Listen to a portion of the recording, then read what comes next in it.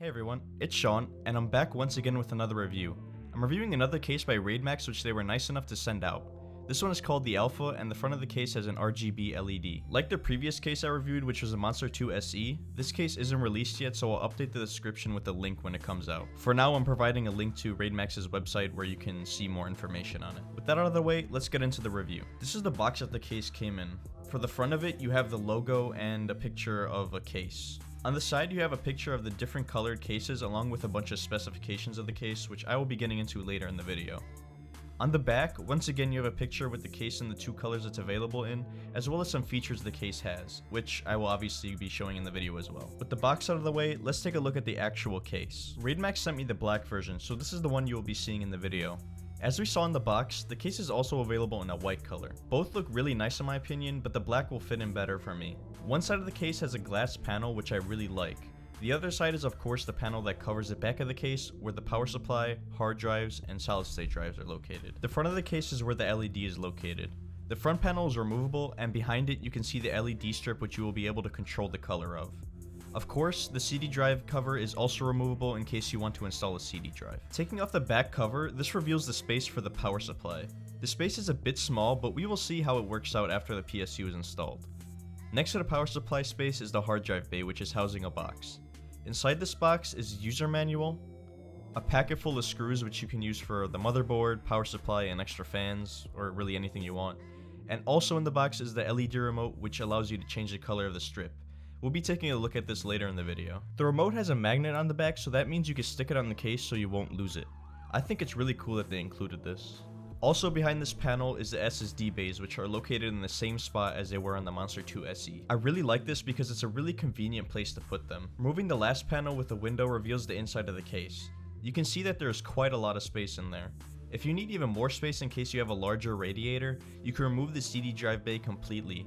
I also noticed that there are 4 screws in the PSU shroud. These are actually used to remove the hard drive bay in case you need more room in the power supplies area.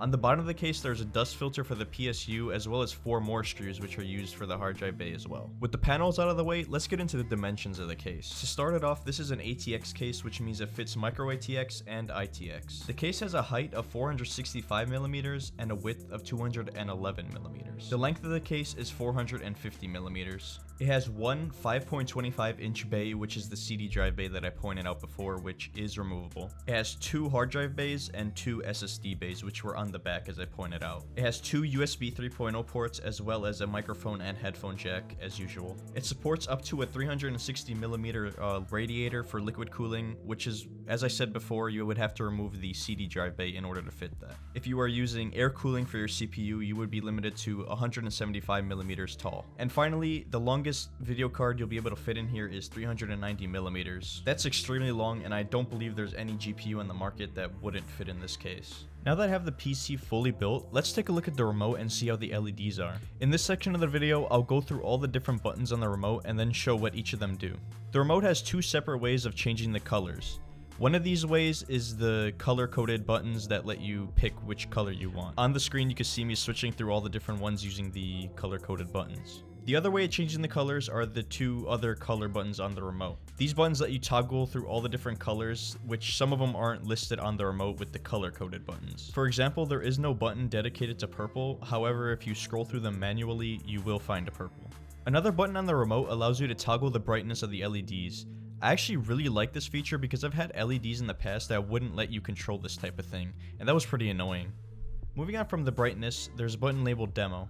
After this button is pressed, the LEDs will flash through the different colors. I don't personally like this effect, but I'm glad they included it because there are some people out there who might like it.